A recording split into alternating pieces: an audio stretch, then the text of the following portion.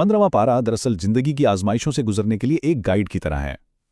आज हम यही समझने की कोशिश करेंगे कि ये पारा हमें मुश्किलात का सामना करने का क्या तरीका सिखाता है और ये कि कैसे हर आजमाइश हमारे अंदर की असल हकीकत को जाहिर कर देती है। और आप जानते हैं 15वां पारा वो इन तीनों ही किस्म की आजमाइशों की बात करता है। तो आइए देखते हैं कि कुरान हमें इन चैलेंजेस से निपटने के लिए क्या गहरी समझ, क्या हिकमत अता करता है। तो पारे का आगाज़ होता है सूरतुल इसरा से, जो हमें एक बहुत ही अहम उसूल याद दिलाती है कि जब अल्लाह की तरफ से कोई बड़ी रूहानी इज्जत मिलती है ना, तो उसके साथ एक बहुत बड़ी जिम्मेदारी भी आती है। यहाँ एक बहुत ही गहरी बात है। देखें, सूरतुल इसरा शुरू होती है एक अजीम मौजज़े से, यानी वाक़या मेराज से, लेकिन फ़ौरन ही बात हमारी अपनी जिम्मेदारियों, हमारे अपने आमाल पर आ जाती है। ये बिल्कुल ऐसे है जैसे हमें याद दिलाया जा रहा हो कि भाई जब अल्लाह इज्जत देता है ना, तो साथ में एहतिसाब भी आता है। कुरान को हिदायत तो कहा गया है, लेकिन इस हिदायत से हर कोई एक जैसा फ़ायदा नहीं उठाता। इसका असर असल में दिल की कैफियत पर होता है। कुछ दिल इसे सुनकर नरम पड़ जाते हैं, जबकि दूसरे वो अपने दिफा में खड़े हो जाते हैं। या एक लम्हे के लिए रुक कर सोचना चाहिए, जब अल्लाह का कलाम सामने आता है तो हमारा दिल क्या करता है? क्या वो नरम पड़ जाता है, उसे कबूल करता है, या फिर वो अपना दिफा करने लगता है, बहाने ढूंढता है? सूरतुल इसरा में इनफरादी जिम्मेदारी के उसूल पर बहुत जोर दिया गया है। अल्लाह ताला बिल्कुल वाज़े कर देता है कि क़यामत के दिन हर शख्स को अपने अमाल का हिसाब खुद ही देना होगा, कोई किसी और का बोझ नहीं उठाएगा। अच्छा, अब आगे बढ़ते हैं और सूरतुल कहफ में दाखिल होते हैं। ये सूरत 4 बहुत बड़ी आजमाइशों का जिक्र करती है और हर आजमाइश हमारे अंदर के किसी न किसी पहलू को हमारे ही सामने ला खड़ा करती है। सबसे पहली आजमाइश है ईमान की आजमाइश, जिसका मरकज़ असहाबे कहफ का वाक़या है। ये कहानी है कुछ नौजवानों की जो कुफ्र और शिर्क से भरे माशरे में रहते थे। उन पर बहुत दबाव डाला गया कि वो अपना अकीदा छोड़ दें, लेकिन उन्होंने दुनियावी आराम और हिफाजत पर अपने ईमान को तरजीह दी, और इसके नतीजे में क्या हुआ? अल्लाह ने उन्हें अपनी ख़ास पनाह में ले लिया। और ये सवाल ये हम में से हर एक के लिए है। सोचिए ज़रा, जब मुआशरे का दबाव हो, जब मकबूल होने और ईमान पर कायम रहने में से किसी एक को चुनना पड़े, तो क्या ईमान को चुना जाएगा? इसके लिए बहुत हिम्मत चाहिए।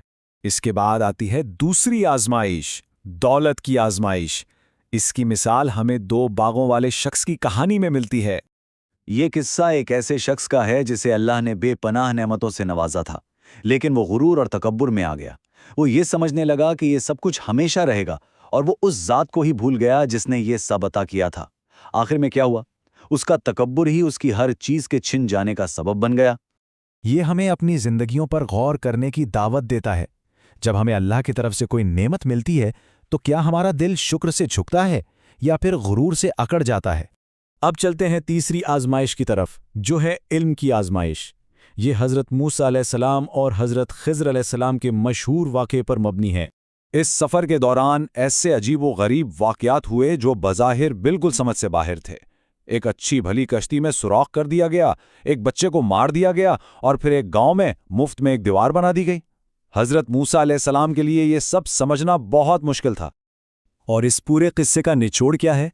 वो ये है कि भरोसा करने के लिए हर बात को समझना ज़रूरी नहीं। असल तवक्कुल यही है कि अल्लाह की हिकमत पर भरोसा किया जाए, ख़ास तौर पर तब जब उसका प्लान हमारी समझ से बाहर हो। हमें अक्सर नहीं पता होता कि अल्लाह के फ़ैसलों के पीछे क्या भलाई है, लेकिन ईमान ये है कि यकीन रखा जाए कि जो भी हो रहा है उसमें हमारे लिए खैर ही है। और आखिरी आजमाइश है ताकत की, जो अजीम रहनुमा ज़ुल्करनैन की मिसाल के ज़रिए हमें समझाई गई है। ज़ुल्करनैन एक बहुत ताकतवर हुक्मरान थे, जिनके पास बेपनाह इख्तियार था, लेकिन उन्होंने अपनी ताकत को जुल्म के लिए इस्तेमाल नहीं किया, बल्कि इंसाफ कायम करने, लोगों की खिदमत करने और उनकी हिफाजत के लिए इस्तेमाल किया। उनकी मिसाल से यह साबित होता है कि असल किरदार का इम्तिहान तब होता है जब इंसान के हाथ में ताकत आती है। ये भी एक लम्हा फ़िक्रिया है। अगर हमें कभी इख्तियार या असर रसूख मिले, तो क्या हम इसका इस्तेमाल आजिज़ी और इंसाफ के साथ करेंगे? तो इन चारों आजमाइशों का जो सबक है ना, वो एक ही मरकज़ी ख्याल की तरफ इशारा करता है, अल्लाह के गैबी मंसूबे पर मुकम्मल भरोसा करना। तो आइए इस पूरे पारे के अहम नुकात को एक बार फिर दोहरा लेते हैं। हमें यह सिखाया गया कि रूहानी मर्तबा जिम्मेदारी बढ़ाता है। ईमान ऐसा हो कि समाजी दबाव का मुकाबला कर सके। दौलत को शुक्रगुजारी का जरिया बनना चाहिए, तकब्बुर का नहीं। علم کے ساتھ عاجزی لازمی ہے اور طاقت کا استعمال انصاف کے لیے ہونا چاہیے، اور سب سے بڑھ کر اللہ کی حکمت پر بھروسہ کرنا، چاہے حالات ہماری سمجھ میں نہ بھی آ رہے ہوں۔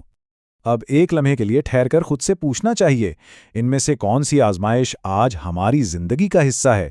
کیا یہ ایمان کی آزمائش ہے، دولت کی، علم کی، یا پھر طاقت اور اثر و رسوخ کی؟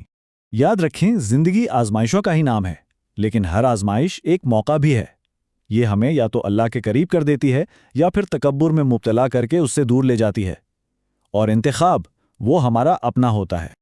اگر اس گفتگو سے، اس یاد دہانی سے دل کو کوئی فائدہ پہنچا ہو تو میری درخواست ہے کہ صراط مستقیم کے اس پیغام کو آگے ضرور پہنچائیں، اسے لائک کریں، شیئر کریں اور سبسکرائب کریں۔ ہو سکتا ہے کہ قرآن کی اس بات کو پھیلانے کا عمل ہمارے اور آپ کے لیے ایک صدقہ جاریہ بن جائے، کیونکہ ہمارے پیارے نبی صلی اللہ علیہ وسلم نے فرمایا تھا، تم میں سے بہترین وہ ہے جو قرآن سیکھے اور اسے سکھائے۔ اللہ ہم سب کو سمجھنے اور عمل کرنے کی توفیق عطا فرمائے، آمین۔